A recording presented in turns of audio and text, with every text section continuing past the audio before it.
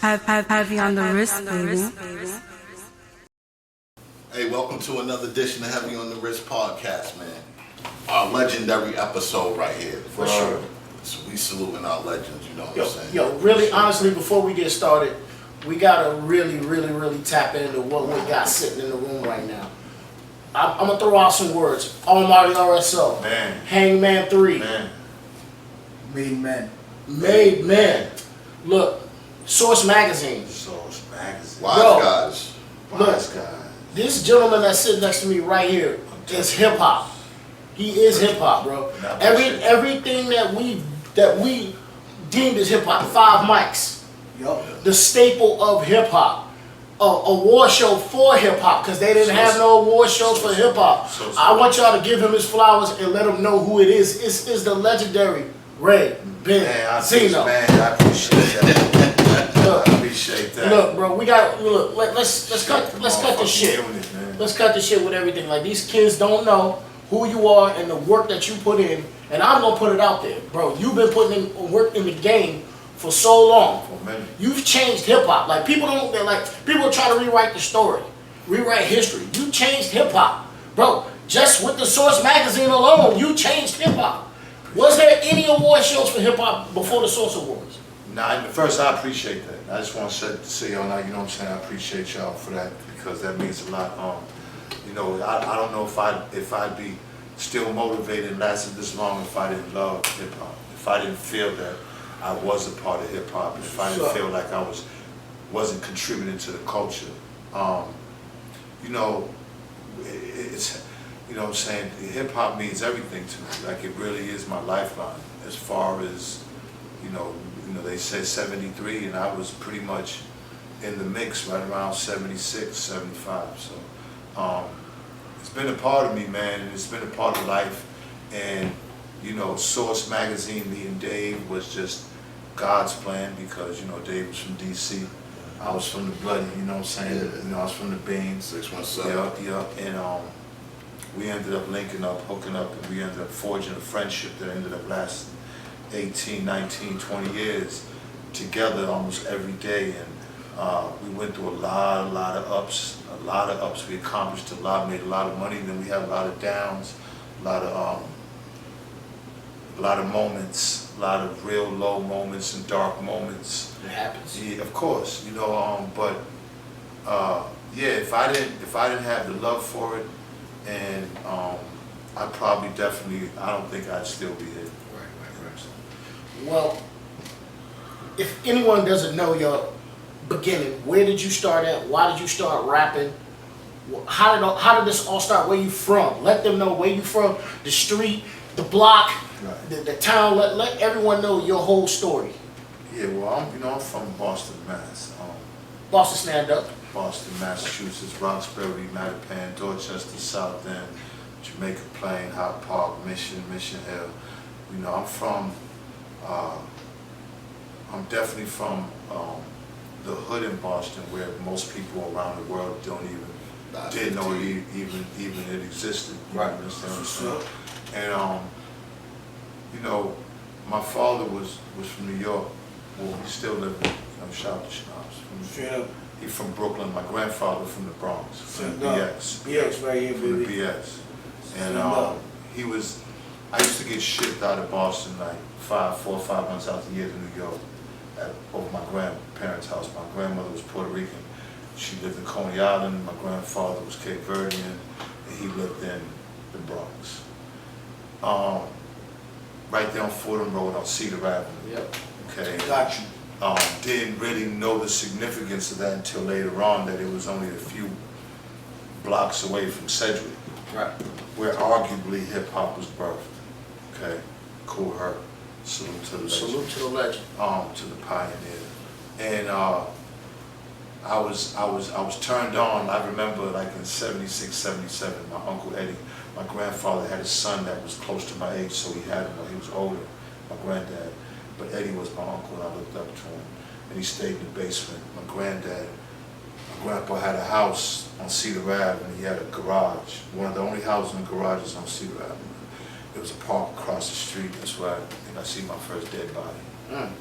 first or second one. In the That BX? that was my second one. In the actually. Bronx? First was in Boston, Kentucky Fried Chicken. Yeah, right across from right on Cedar Rapids, a park there. Yeah. And me and my brother Mikey walked and we seen the dead guy. I'm from Tremont and Third. You already know. Yeah, where not I'm too from. far, not too far. You already know. Yo, so you know, he turned me on to scratching. You know what I'm saying? He had 2 turntables in the basement. Yeah, And the he 12 inch. Well, he had Gemini's. 1200s? 1200s wasn't made Oh, yet. the Gemini. It wasn't yet. Gemini's belt you driven. right. You know what I'm saying? With the Gemini mixer. Yeah, 1200s wasn't developed yet. It was still turntables. My grandfather made needles for record players, so in his garage, he didn't use it for a car, it was a small garage. But he used it he had all like the machines to cut, to make needles for record players. Okay. Like Back in the day. That's what's yeah. up, yo. So Eddie room was in the basement, he had the Bruce Lee pictures everywhere, Word.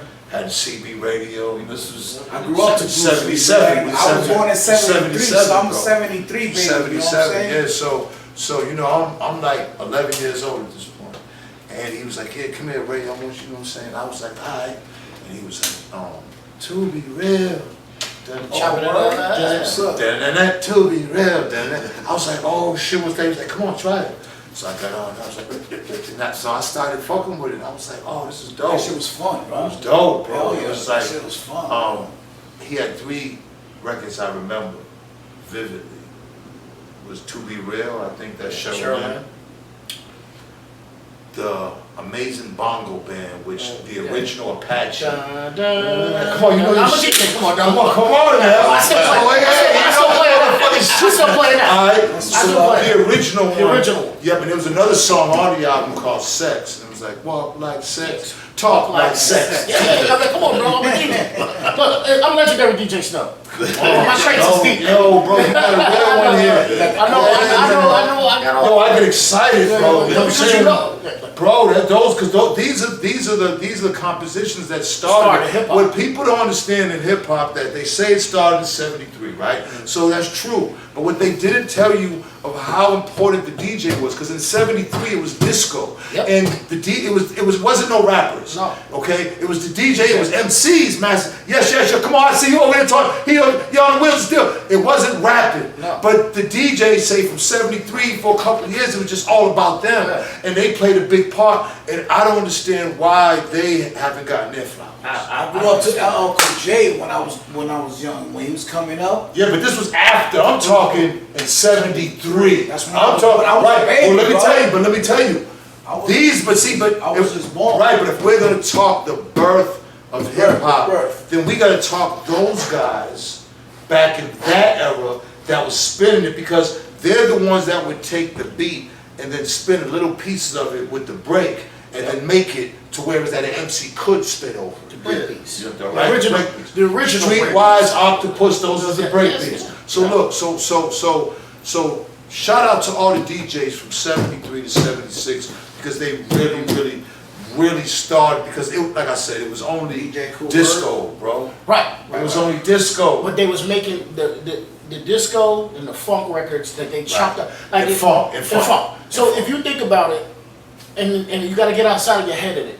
If you listen to hip hop right now, people are taking a portion of a song Yep. that has nothing to do with hip hop and making it into hip hop. That's what it That's did. what it did. That was the birth of it. That's the birth. That was the birth. Okay, now there was a song by,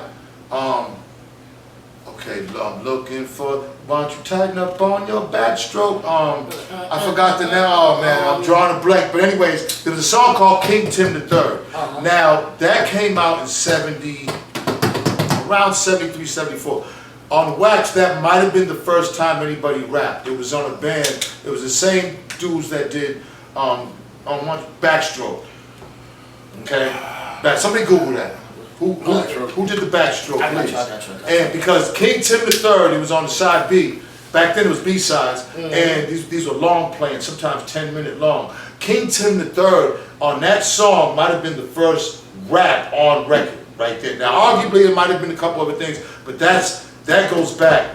Pull up Backstroke and see, and what's the name of the band? And King Tim III. What year was King Tim III came out? Because that might have been the first rap on Wax. King Tim III, what did you say? King Tim III. Rap. The first rapper? Right, there it goes, right there. The Fatback Band. I was All right. Fatback Band. All right, yeah. The Fatback Band, right? So yeah, the year was 1979. Well then we know that niggas was rapping before that. No, it's true, but New York was the catalyst. New York started in New York, and like I was talking to Dog, telling him like, if anybody remembers what the South Bronx looked like in the I'm from '70s. Jersey. Oh, that's what's up. South Bronx in the '70s looked worse than Vietnam. Vietnam. It was Yeah, a It was bad, man. That was poverty, bad poverty. Yeah. And that's what we lived at. Yeah. And that's was the birth of hip hop. Out of that condition, out of those conditions, is what came this $1 trillion industry. You understand what I'm saying? roads that grew through concrete. Man, where would Can we you be imagine now? how many millionaires was made from that? From that? We can't take that for We can't granted. take that for granted at all. can't. No, sir. They need their flowers, man. And that's why we got to protect what is ours at all costs, and that's what I've been standing up for all these years. It's, the whole Eminem situation was all based around that. We want to make sure that we are the founding fathers. It's ours, and that when people buy into it, everybody's welcomed, of course, because hip hop has brought together cultures unlike anything has, religion or anything. Right. But what we got to understand is we have to know where it came from, so that the respect is there of the creators, of the people that made it. That's in every form or fashion of life. We respect certain things from white people, what they make. We respect certain things from Asian people. We respect that. But hip hop, Why do you think they try to take? I mean, I know why they try to take it. money. Because of money. Because of the money. Yeah, I mean, for years. because of the money. Money. But They come and pillage, and they've been doing that since day one. Oh, You know what I'm saying? Like, instead of getting down and making it to where they come and take it from us and figure out a way to shut us out. And then, see, with us as a people, since we're the poor culture, whoever has the money, no matter what we do as a culture, whoever comes in with the money will always rule us, because we're always going to take the money. right. We'll never stand like, no, we're gonna grind it out together, and this way here we'll have it all for everybody. We always sell each other out by taking the money, and usually when we take the money, it's from somebody who wants to jerk us and ultimately take it over and have all the money and shut us out. And that just happens. It's a crab in the barrel. Yeah, and see, at the time, with me with the Source magazine, the position I was, I felt like I had the position and the right to say it. I grew up in Boston. Boston's a racist town. It shaped how I grew up. I grew up around with racist fights and busing and race, all kinds of shit in Boston, like growing up. So it shaped me. That don't make me racist. I love all people, because also shaped me was my father's relationship with Irish and Italian men, and I'm working for them. And so, this is how I'm growing up. But I do know what racism is, and I do know what keeping people in poverty is, and us getting the short end of the stick constantly over and over and over, year after year after year. What people don't realize is that the ghettos was where the Jewish people were. Everybody had their times in the ghettos, and they picked themselves out. The Irish, the Italian, the Jewish, the black people still there. We still there, and we ain't supposed to still be there. That's why even with the Trump, the Biden, don't fucking matter what president, because we still there. You're right. You're right. Yup. So I'm gonna segue to this. So you in the Bronx, you touch the turntables, you got that feel for it. Right. You back and forth from New York to Boston. Right. Fast forward a little bit. So when you get to Boston, Boston is not New York. No. It's not at all. Same but different. Right. But the same. Same hood, same. 3 but hours different. away, but totally different. Different, totally different. New York at that time was New York. New York was and New York. since hip hop was birthed there, the energy in New York was unlike anywhere in the world at that time with hip hop. We're talking the world, because hip hop was birthed there, and once it started blowing up there, the energy of young black men from the streets, it never happened ever. You know what I'm saying? It was different back in Motown days, because these guys wasn't like the guys in the 80s. These was drug dealers and gangbangers getting money from entertainment and rap, and white kids loving it. It never happened before. They wasn't cheering for the streets before. You know what I'm saying? It wasn't the black men that were making music back then, Little Richard and them, it wasn't like it was how when Eazy-E and Scarface and Nas, and it's different. You understand what I'm saying? Kids are different, generations are different. And, you know, Boston just was like everybody else. It just felt the energy from hip hop, man. So how did you take the energy that you have felt from New York and bring it to Boston? That's exactly and what I started did. Exactly. I mean, like I said, I took the energy from New York and what I learned there, and then by this time, Boston in the world, in the nation, was getting up on hip hop by this time. Right. So I felt like shit, I had an advantage of all the shit that I knew from New York, and catching on early to the shit I knew. And at the end of the day, New York is what the essence of it came from. We go there, get our bricks of dope, and get our mixtapes, and them niggas was in the parks, you know, smashing shit back then. You would hear DJs in the parks. The only how you would hear is if you would get the mixtapes, and it was the DJs from the parks. When you would hear that shit, the niggas would be. There was nothing more that the essence, and there was no more. Nobody. If you wasn't there back then, you'll never really know what real hip hop felt. Yep. What real hip hop felt is when the speakers are in the parks. Yep. There's DJs cutting on a rap song. Yep. There's a line of MCs who only are dope because you would never even try to go up there if you wasn't dope. Even thinking about it. Like you would never even play yourself. Right. You get robbed. Then there was 1,000 people around at night Yeah, and a DJ motherfucking playing shit. And MCs just getting on that mic. That feeling, like that was the feeling like. You can't explain that feeling. So I took that back to Boston and started doing a lot of block parties. So you started in the game doing DJ. block party. DJing. So you could get on the set and Rock, Shock, and Ray Dog, y'all, my name. You know, I was in Four Corners. I was selling drugs heavy in Four Corners, so it was just natural. I went and bought a Sherwin Vega speaker. By this time, the SP 1200s came out. Yeah. And that was like a fucking. Techniques? When the Techniques came out, that was like 1200. that was it. Yeah, wow. People don't realize the effect of when the Techniques came out and what it had on hip hop. But before everything was belt, so you know.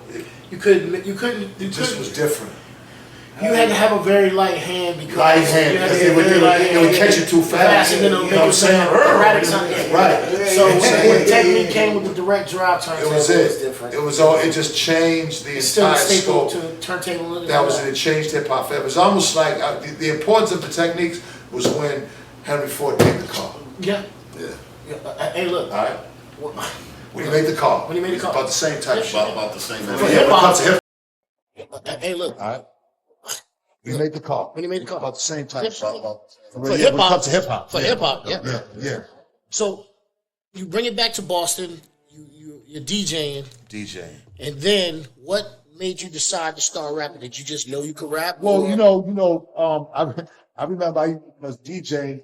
We did certain shit. Now I was in a record pool back then. Yep. Imagine that. When all the records coming in, you got man. 250 records come to your house. You gotta go to free with promotional use. Just only, yeah. Oh yeah, the white label, white labels. Yeah. Listen, and sometimes Casablanca would send the L label.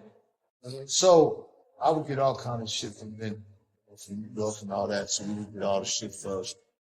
Then I remember there was moments of time like when I seen Wild Style, like the Wild Style shit. Like, you know what I'm saying? Like, Wild Style turned me the fuck out after that. Then Run DMC came out. I mean, Christmas rapping, chaos. Curtis Blow. Yep. Like, I remember all this time, made these songs that just like, When B came out. Man, when It's Yours came out. When It's Yours, It's Tila Yours. Cap. Rakim. Actually, you know what changed me? I'm gonna tell you. Come and tell you. That's still one of my favorite songs right there. Analog dance. Yeah. Come on, man. Like, but when KRS-One did South Bronx, that was so nuts. man, when I heard the bridge is over. The bridge is over. When I heard the bridge is over. You see, I'm saying there was certain times. Hip hop was just motherfucker. And then you understand, cats. Uzi. See, in Boston, New York necessarily wasn't gangstered up because they wasn't really listening to. See, Boston, we was listening to that. Right. Because we didn't have a radio station. So we didn't hear all the shit that New York, and New York was really boom bap and a lot of different shit. It was still street, but it necessarily wasn't geared towards killing up shit and guns. And when KRS came out with Criminal Minded, and he had the gun on the cover. Oh, that's when niggas was like, oh shit. Right. But niggas on the West Coast had already done that. Motherfuckers was intrigued with that gangster rap over there. These niggas got Jerry Curl and Lopes and they looking here. Shit's looking like we feeling that shit in Boston. We got turned out. So RSO. When I started the RSO, I had already been to block parties with my man 2 times, and I was bad than niggas. I'm bad. But I would have the biggest. What does RSO stand for? Couple of things. Rock Shit On was like, since we go back in that break beats, Breaking Bells, Flash Crew, Fearless 4. Yep. Rock Shit On. Yo, we rock shit's 40 G. Super rhymes. Super rhymes made me make my first rhymes. Super rhymes. I made this long ass rhyme about an alien and shit. I used to always do at the block parties. It was dope. It was called a Space Joint. And I used to always do it. It was my only rhyme I did, but it was like a 72, maybe longer rhyme. The Super Rhyme got this long ass rhyme. So I did my little Super Rhyme thing. I used to, Jimmy Spice. Yep. Dope. You know what I'm saying? So, you know what I mean? But then, this is getting fools. I said, fuck it, the almighty Rock Shit On. Okay. Then we had changed it. Real solid organization, real strong organization. It rocked very sweet over. It just started turning into all kind of shit. But the original thing was Rock Shit On. I just remember the helicopter in the video. Mobb Deep, 94. That's the piece of project. Mobb Deep, we drove up to Queensbridge, and my father was there. We shot, and shot right there in Queensbridge. That's the first time P and them got on the helicopter. That year I also did a song with Tupac in the studio. That's just so crazy. And then it was crazy because Mobb Deep and Pac and them was at the award show in 94, and they had beef. It was just ill how I did a song with both of them in 94. The War's On and Killer with Pac and Freddie Fowler. The legend. Now, I want to say something, give you an exclusive. So, I told the story on Drink Champs about the Bumpy Nothing situation, right? So, I think Fox got upset and it's like that. Listen, Fox, I love you to death. So, there's no beef, no problems. The only reason I told that story is over the years, there was a story going around saying that Fox had slapped. So but this was, and I've been listening to that before the internet. This has been going on for years. And then the internet first came out, that been always coming up. I never paid it.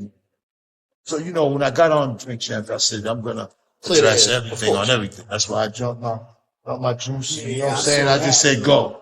So, but I want to clear it up. Like, I never said, because Fox said something, he never jumped out of it. It was happened in D.C., man was small. That's a thing. Big guy, I was way smaller. And I had this track.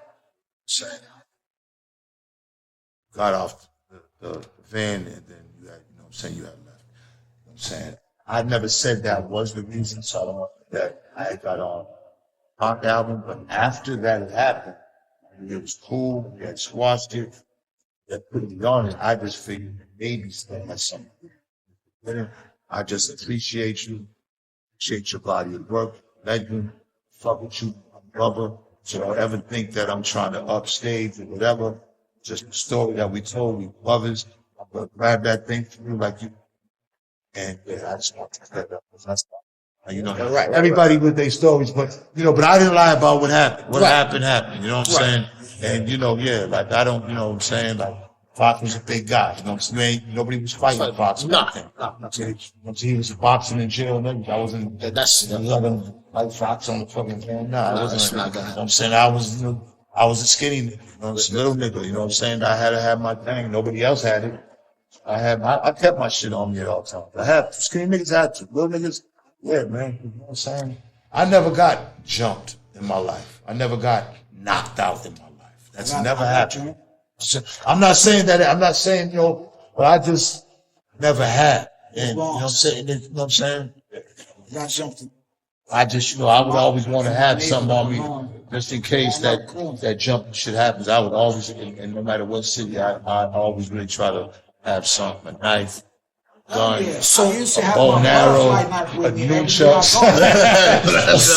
go. To get it on, you never know. Speaking of knives, I'm gonna bring it up and just gonna touch it real quick. So, You know, Boston was a no-fly zone for a while. You couldn't come to Boston because of your crew. we never, but I'm no, hold on with it. I'm just telling you, like there was a no-fly zone in Boston. We knew who ran the city up there, so there was a certain tour that came up there, and some people got poked. Some things that was happened. a rough ride. Yeah. I just want you to. So- I mean, we not shitting on nobody. We just telling stories. I'm gonna give you a Nas story. And Nas is my nigga. Salute to Nas and weird salute to Free Roscoe. You know what I'm saying? Hood boss up there in Boston. But we was deep as fuck at the Palladium, and the lineup was RSO. It was a big show for it. Palladium in RSO. Boston or in New York? In New York. Okay. It ain't there no more. Yeah, Palladium. I remember. Famous, Yeah. legendary. I remember. It was Mobb D, Biggie Smalls, Paul Noriega, Nas, right? And RSO. That was big for us. Yeah. It was somebody else, I can't remember. Anyways, there's only a few dressing rooms there. Sure. We deep as fuck. Strapped up like a motherfucker. We driving, we Drove Boston. up. Yeah, drove up. There come Nas. Deep as a motherfucker. Nas always rode deep. Deep. Nas, hey, look, Nas's crew gave a lot of nigga passes out there. Bro. Listen, done. The niggas came deep, right? Yeah. So I just remember, man, it was like, y'all got the fuck out. It's like, nigga, who the fuck is you talking to? So there was a bunch of, all I remember was Wiz and Skull God talking like this. Now they knew I was Wiz, Skull was the wild, and like this. It was like that. And then I just remember it didn't go down. I got squashed with me and LES. DJ. She is my other right now. And producer. Ever since then, legendary. LES. Yep, absolutely. We squashed it that night. Never got to it. You know what I'm saying? But that was our moment. You know what I'm saying? Another Nas story I got is I gave Nas 65 cash for the verse. I never forget. We in LA. Deep style looked it up. See what we still. How much? 65,000. I had to check. I think I'm about to put it on the Wise Guys. I got the Wise Guys on. But, you know what I'm saying? But yeah, that's cool. Yeah, that's cool. That's cool when Dash Dungeon was going to get into it after we saw a Sound Lab in LA. You know what I'm saying? That was the first shit that I gave Ray J. I gave Ray J his first thing on TV ever. Yeah, the Soul Sound Lab. It came out 1 o'clock on Saturdays. There are 2 times a DJ. It was on Soul Train. It was on UPN 33. Ray J? Yeah. I Randy's got stories for days, bro. I got stories for days. Days. Damn. Let's go. So wait, go. The locks though, but what happened? We never really had a no-fly zone. Like we were just wild niggas in Boston, and you know what I'm saying. Like we hated to get left out. I can say that. But like, people knew. if there was a show. One thing I can say, if there was a show and we wasn't on the bill or we wasn't rocking, we felt a certain way. Of course. So you know You what I'm can't saying. come in. I mean, you gotta check in. You come to my town. Yeah, listen, man. This was checking in before You checking in was checking in. If If you go to Boston, you checking in. This is the 80s, early 90s, real talk. On the internet. Yeah, like I remember when Biggie came, niggas inside the fucking gym. Biggie had to get the fuck up out of there. Didn't even perform. And yeah, like boy, it was a hard place to come through the thing. You gotta understand, it wasn't even no shows. You had to go to Providence. Right. Yeah. Yep. Feel me? See my big. Like, bro, like you couldn't even, you know what I'm saying? So the ones that did have the boss, either we tear up or they would get tore. And it's just how it was. Wow, niggas. Gangbanging was crazy in Boston. Boston's only so big, so if you got beef with somebody, guarantee you know where they at. Yeah, you running into them. Projects is like 2 miles. They've been beating for fucking 30 years. 20 bodies on each side. They 2 miles away. You don't realize the dynamic in the geography of how gangbanging in Boston isn't easy. In LA, it's spread the fuck out. You could be here, you know what I'm saying? Yeah. Even Chicago's big. Right, you can't run into them. Boston is like 15, 20 mile square radius. You know where niggas at. Like, we had, first of all, lots, came to Boston and did Tommy's thing. Yeah, definitely do. Hey, man, so we gotta understand that. That was dope. They came and did it, and those are niggas. Like, I fuck with them, man. Me and Kiss got another track that's dope, produced by LES. Yes. Okay? Hard. And, it was just a fucking misunderstanding. It was on tour, and some shit had happened with X, one of our production guys. a city that's still over. So much getting tasked for the feds that we getting searched, so we can't have no. Usually, in all the moves on tour, we would get all the straps in from the. Austin, we had 2 shows like this. Searching, putting in that. Good. Some shit happened with X. We want to talk to X down. I went down to this niggas. I knew I didn't want to get home. So I'm 40, Yeah. Box is deep as fuck. They always deep as fuck. Another one. What you at home? Right. Well, no, but you know what though? Downstairs, if y'all ain't never been downstairs, I know you always the smallest fuck to the rest. Thin and small. So if you get 20 niggas, not everybody's gonna get because you only fit 4 or 5 up front. Like if it's that small, it's not. It's like 20 niggas in the back. Right. So even if we're 40 and they're 20, you know what I'm saying? And the beef only when we started beefing, it was only on for like not even 4 minutes before pepper spray, the police, and I just remember Porky grabbing me. You know, free Porky, free my brother. Porky had grabbed me and I'll help him.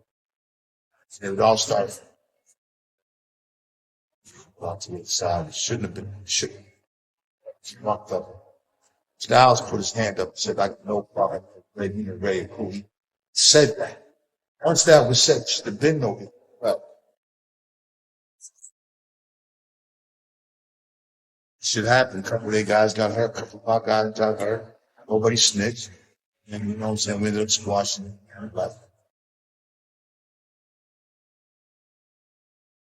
Nobody had a guy. It's a good thing. And me and X ended up hooking up, discussed it.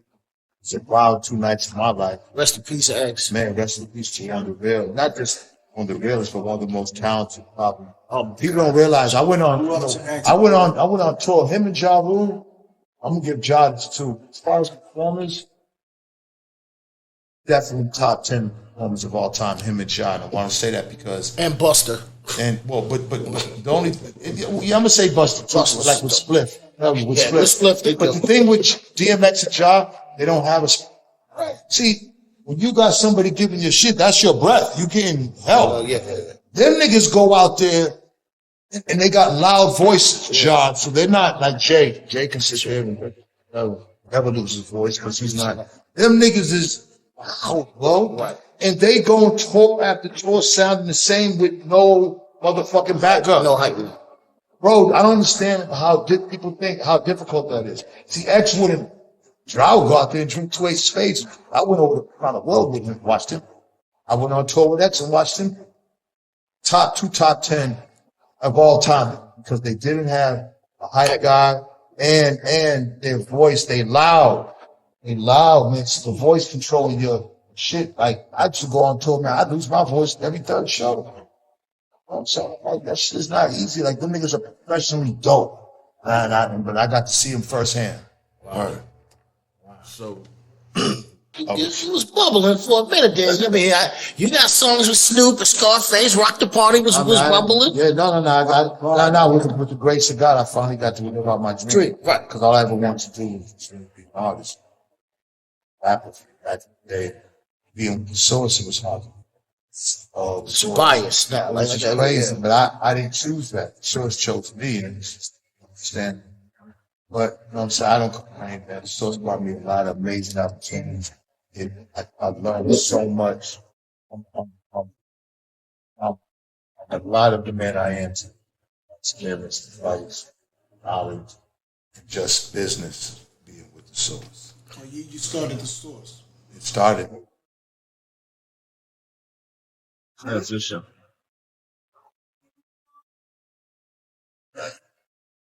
Well, I was always an artist. The source, it wasn't no transition. Source was just hip hop magazine. It just was grew hip hop. big. It just all was relative. And at the beginning, it was really Dave's thing. You know what I'm saying? Like, it wasn't my thing. I still was always sold. I still sold.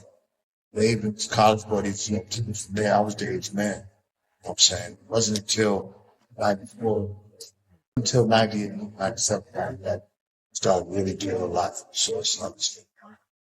Looking down, because I gotta enjoy it. I gotta want it. I didn't see nothing. I was a part. But I was a part of it, but I also Sure. and then I also realized my negotiating skills were pretty dope. Like a lot of our deals with on the stage, I think those skills were from my street time. I'm saying where it's at in college, street. I'm saying finesse, little bluffing, everything. So that helps negotiate. Sometimes college guy would just go for whatever the first fucking thing is. Right. The nigga in the street gonna be like, he gonna bluff and act like he got 4 spades. Well, really, I gotta do some clubs and 3 of diamonds. So that motherfucker give me more money because I bluffed. You know what I'm saying? Right. That started taking on, and Dave started utilizing it. Then there was more things I started doing, like just being more creative person. So it's things that were outside the genre I could do by tomorrow. Stuff like directing videos. I've done a lot. I don't talk about it too much, and I never got credit for it. I started getting all this money from the source. Got one last question. Okay. So you done all these things, you've been in music. So how did the television part come into play? Stevie J. I mean, again, I've been doing TV for a while behind the scenes, and Stevie J. That was my bro. It's my bro. Me and Steve Bang got so much music. Got so much. I'm dope. Yeah, dope is one of the greatest stars. Amazing engineer, amazing singer. Stevie grew up in church. You know what I'm saying? The most amazing artist in our culture. So, Sleeves, man, Wild Boy, I'm Wild Boy. We automatically connected. We're that. Black Sheep out, Black Sheep. Black Sheep put together is crazy. Did he necessarily want to hang? So, shit. I'm like, hey, hang with me. Nigga, that's the fucking, that's the nut. Nigga, what you mean hang with me? So, but we ended up taking to each other, came staying in Miami. Then actually, of course, yeah, I got some things coming up. Got some stuff coming up. I can't talk too much about it, but I got some real good movie stuff coming up and some reality show things coming up. I'm in relationships and yeah, man, because I do it good, man. I love reality TV. I like it. I feel like I appreciate that. Like me and Sleezo, really, when you think about it, were the first 2 guys. You know what I'm saying? To start doing scene. Like, wasn't too many guys doing scene. Me and the Sleeves did. You know what I'm saying? Right. Yeah, man. You know, everybody came later. Everybody, all the rest of the guys came later. Right. Me and Stevie were the first one doing scenes together. Right. And all of them, New York, anywhere. And I think that kind of opened the door for a different audience. It was just really about women. Yeah. The guys were like the side dish, and really, they was trying to play the guys. They was trying to make the guys look crazy. Right. You know what I'm saying? Like, okay, you fucking this chick, and then go out to dinner, and all of a sudden your ex comes in. I didn't go for that. I knew I was only going to mess with one chick at a time. See, I had a strategy. I didn't pull that shit with me. Yeah, I'm going to have to mess with her. I'm going to fall in love with her. I'm going to kiss her. I was the first one to start tonguing chicks down on her. Hey, look, you gotta be a pioneer. I said, well, listen, now that I said, look, listen, one thing about us, we all love women.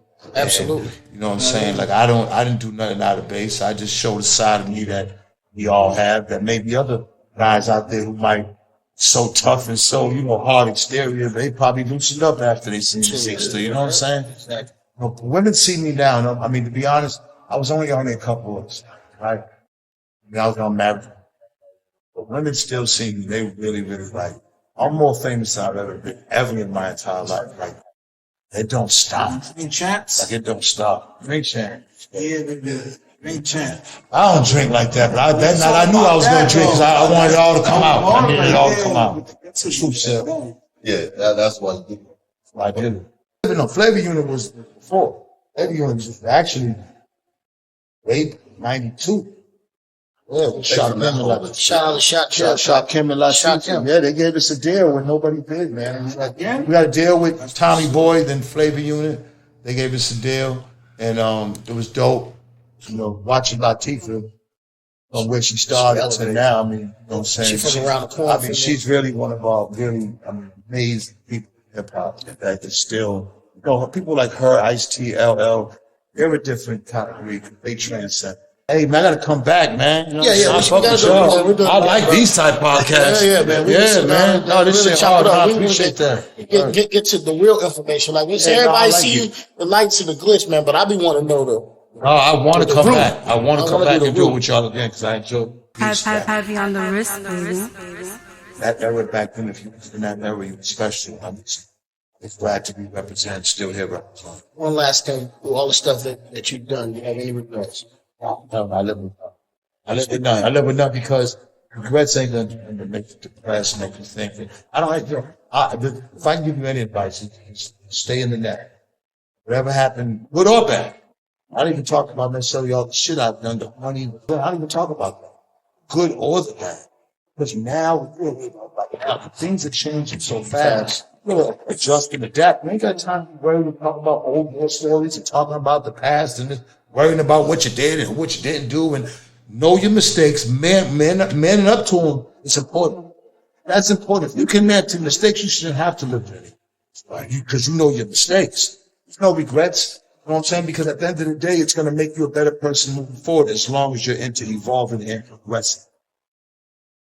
So you should label this one part one. Because he's gonna come back. So that's you on the wrist. Part one. We about to go to the club. Get it in right About to get it in right now. So Club Bliss. Club Bliss. Yosemite. Yeah. Thank Yo, you for man, letting me come in. y'all are killing it here in Orlando. Kissing me, fam, my man. They lucky to have y'all. And I just think y'all keep going, man. And because this area needs that. A lot of tourists, a lot of people come down here, and I love y'all's energy and y'all's knowledge. It's everybody got podcasts, but it's your knowledge on the shit you tell. You just ain't talking about gossip and all that bullshit. You know, use the internet to grow and to learn, not just to sit and scroll and look at ass titties and gossip. You know, because we lived it. Like I said, just like you lived it, we lived it. Right. I'm hip hop, just like you hip hop. Right. You started it, you founded it, you were the founding father of it, and you took it to another level. But I grew up in it. Wow, man, we all play a part of it. We all the same shit, man. We all come from the mud. Blood thicker than water, but mud thicker than the blood, man. That's it. All right? Same. Let's have a bunch of company podcast. I appreciate you. Yes. Yes, right here. Jersey, stand up. Jersey, Boston, Right the here. pen. Let's go. All right. Yeah, heavy on the wrist. Orlando. Heavy on the wrist, baby.